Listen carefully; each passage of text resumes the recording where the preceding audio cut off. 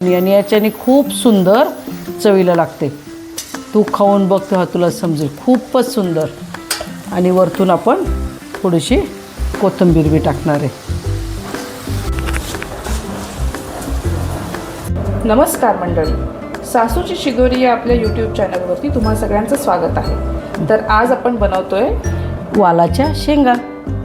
सुक्या वालाच्या शेंगा. नाही, आता हिची सुकी बी भाजी करता येते, रस्सा भाजी बी करता येते.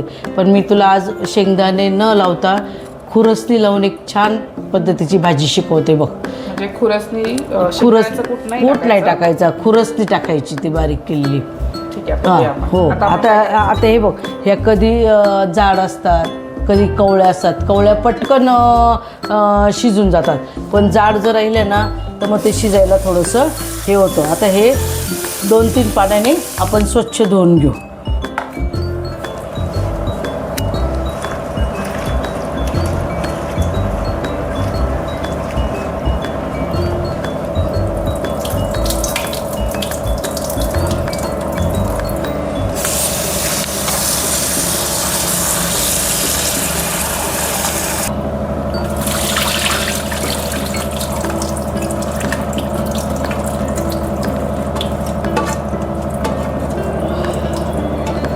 म्हणजे जर या निब्बर असतील किंवा थोडं जास्त असतील, तर त्या उकडून घेतल्या तरी चालतात. उकडून म्हणजे मग ते पाणी त्यात आटू द्यायचं, स्वच्छ धुवून घ्यायच्या आणि गरम पाण्यामध्ये थोड्याशा उकडून घ्यायच्या. शिट्टी घेतली तर खूप गाळ होऊन जाईल त्याची.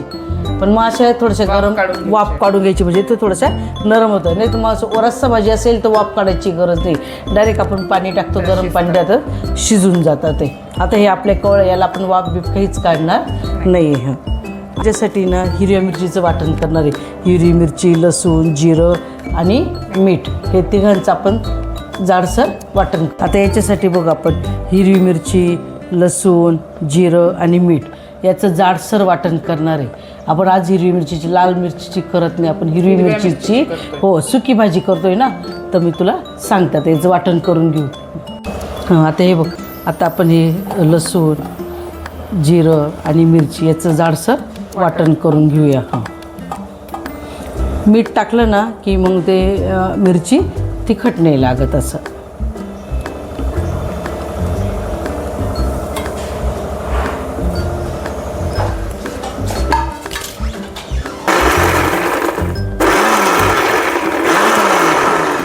असं हे जाडसर वाटण तयार आहे बघ.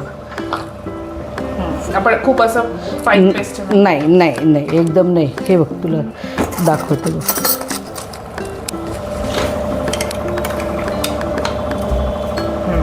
अशी जाडसर आहे असं. आता हे बघ, आता ही कढई ठेवली, गॅस चालू करून घेऊ.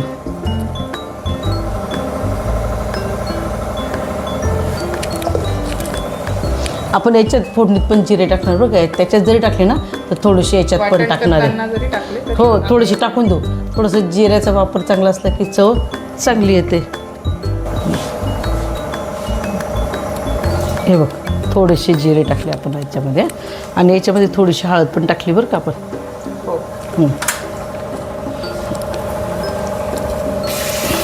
मिरची टाकली आपण, याच्यातच मीठ टाकलेलं, त्याच्यामुळे आता वरतून मीठ टाकणार नाही. हां,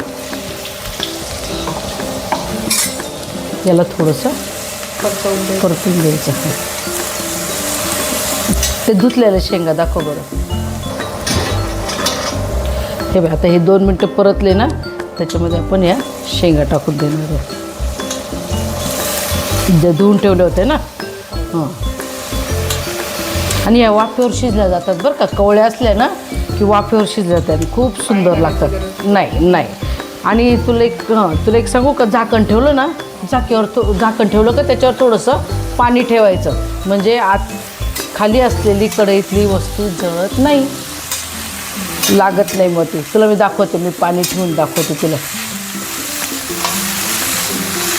हे बघ, आता शिजून घ्यायचं. नाही, आता हे आपण शिजून नाही, आता हे फक्त तेलात परतवलेलं आहे. आणि आता आपण याच्यावर काय करणार आहे, हे बघ, असं झाकण ठेवून देणार आहे आणि याच्यावर पाणी टाकतो. थोडंसं पाणी टाक याच्यावर. बस बस बस.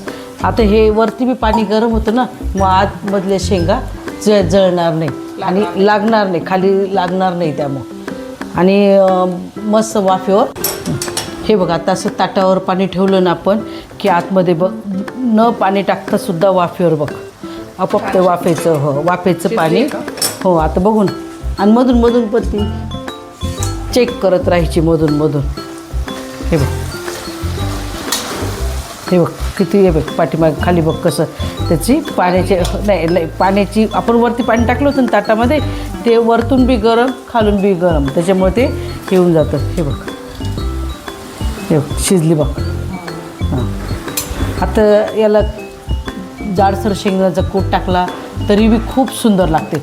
परत आपण आहे ना आज आहे ना ही खुरसणीची चटणी असते ना, नुसती खुरसणी जरी बारीक करून टाकली तर आता आपल्याकडे ऑलरेडी खुरसणीची चटणी फिक्कीच आहे, त्याच्यामुळं आपण आता ही खुरसणीची चटणी याच्यावर टाकणार आहे.